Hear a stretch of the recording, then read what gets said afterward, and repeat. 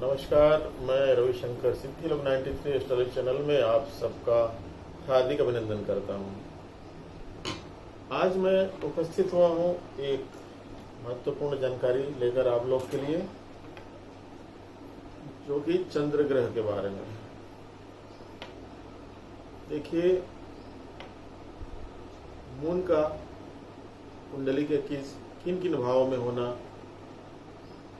अच्छा है और किन भावों में होना अच्छा नहीं है।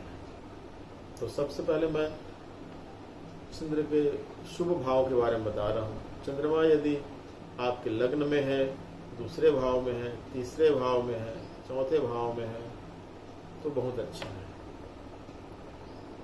सातवें में भी बहुत बढ़िया है, नवें में बहुत अच्छा है। और मैंने किन किन भाव छोड़ा है? पांचवा, छठवां, आठवां, 10वां, 11वां, 12वां। तो शुभ भाव की संख्या भी 6 है टोटल, और अशुभ भाव की संख्या भी टोटल 6 है। पंचम भाव को मैंने इसलिए वहां पर अशुभ में गिन लिया है। वैसे तो पंचम लगने से पंचम में चंद्रमा शुभ कहा गया है किताबों में, ग्रंथों में, लेकिन इसका एक बैड इफेक्ट या गलत प्रभाव कहिए वो होता है कि व्यक्ति जिस क्षेत्र में अध्ययन किया होता है उस क्षेत्र से संबंधित उसको उसका करियर नहीं बनता, या कहिए कि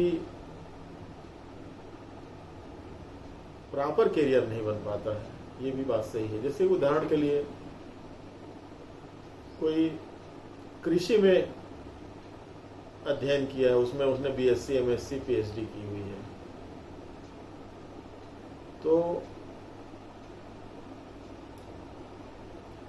ये तो पक्का है कि उसको कृषि वाली लाइन की सर्विस नहीं मिलेगी। ये हो सकता है कि वो पीएससी, पब्लिक सर्विस कमीशन का एग्ज़ाम दे, लोक सेवा आयोग की, और उसमें सेलेक्ट हो जाए, तो वहाँ पे तो कृषि से कुछ लेना देना नहीं है। तहसीलदार बनेगा, डिप्टी कलेक्टर बनेगा, डीएसपी बनेगा, महिला बाल विकास अधिकारी बनेगा, नायब तहसीलदार बनेगा। तो कहने का मतलब करियर तो बना, लेकिन किस क्षेत्र में अध्ययन किया था? कृषि क्षेत्र, उससे संबंधित कोई जॉब नहीं है। और पंचम भाव के चंद्रमा का एक फल ये भी होता है कि हो सकता है कि आप बहुत ज्यादा स्ट्रगल करें करियर बनाने में, इसलिए मैंने पंचम चंद्रमा को यहाँ पर अशुभ भाव में गिन लिया है। और छठवें चंद्रमा, लग्न से छठवें में यदि चंद्रमा स्थित है तो उसका क्या क्या फल हो सकता है? देखिए, छठवें चंद्रमा यानी छठवें भाव भचक्र में, जोडियक में जो छठवां भाव होता है, यानी 6 नंबर की राशि यानी कि कन्या, इसके स्वामी कौन होते हैं? बुध। तो बुध इस जगह पे उच्च का माना जाता है, और बुध से चंद्रमा की शत्रुता है, यानी ये आपस में इनका कोई तालमेल नहीं होता है। तो इस भाव में जाकर चंद्रमा काफी पीड़ित महसूस करता है। इससे फल क्या क्या हो सकते हैं? माता को कष्ट, और आपके स्वयं के अध्ययन में, आपके स्वास्थ्य में बाधा,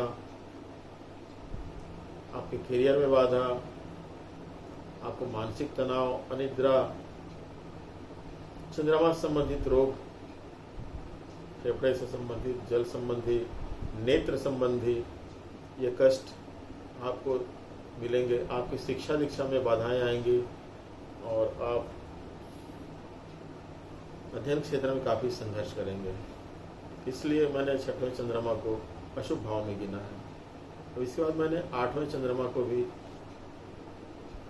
इसी ग्रुप में रखा है। 8वां चंद्रमा, देखिए चंद्रमा किस राशि में नीच का माना जाता है?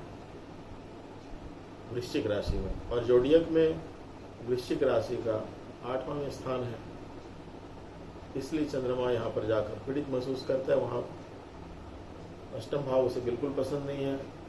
चंद्र अष्टम होने से माता की सर्जरी बहुत ज़्यादा संभावित है। उनको शुगर, उनको बीपी से संबंधित कष्ट निश्चित रूप से आएंगे। उनका जीवन परेशानियों से भरा रहेगा, सुकून कम रहेंगे उनकी लाइफ में।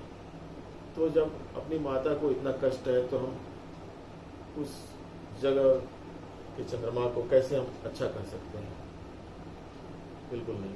और दशम चंद्र, दशम स्थित चंद्र का फल ये होता है कि आप करियर से असंतुष्ट रहेंगे। प्राय आप करियर बदलना भी पड़ सकता है बार बार, और आपकी माता के पैरों में कष्ट रहेगा। और कहीं कहीं पर तो यह भी रिजल्ट देखा गया कि लग्न से दशम चंद्र होने पर हमारे नज़दीकी रिश्तेदारों में किसी न किसी को कैंसर से जूझना पड़ता है। तो इस कारण से मैंने चंद्रमा को दशम में अशुभ कहा है। और एकादश भाव के चंद्रमा को देखिए, दशम और एकादश भचक्र या जोड़ियक में किसके अधिकार में आते हैं? शनि के। मकर और कुंभ के स्वामी शनि। तो इसके जो मूल स्थान है वहाँ पर जाकर चंद्रमा पीड़ित महसूस करते हैं। एकादश चंद्रमा जो है आपको आर्थिक रूप से कमज़ोर बनाता है। आप 10 कमाएंगे तो 11 गंवाएंगे, आप बचत कर नहीं पाएंगे और आप में एक दिखावे की प्रवृत्ति आ जाती है, शोबाजी में आप लगे रहते हैं।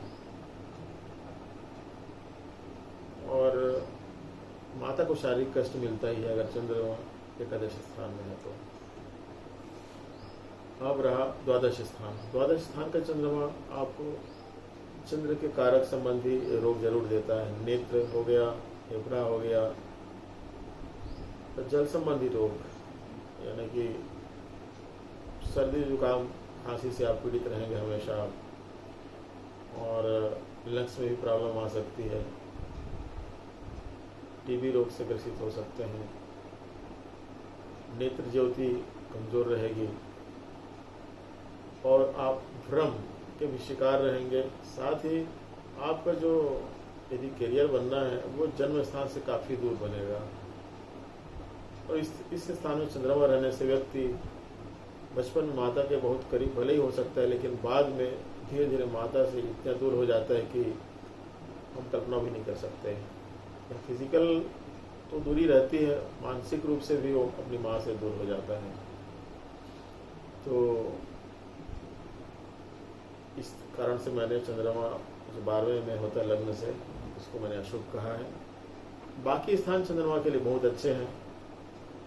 तो ये रहा चंद्रमा के विभिन्न भावों में एक जनरल फलित। आप अपनी कुंडली पर लगाइए और हो सके तो कमेंट बॉक्स में मैसेज कर सकते हैं मुझे। आज के लिए इतना ही। रविशंकर को इजाज़त दीजिए। धन्यवाद। नमस्कार।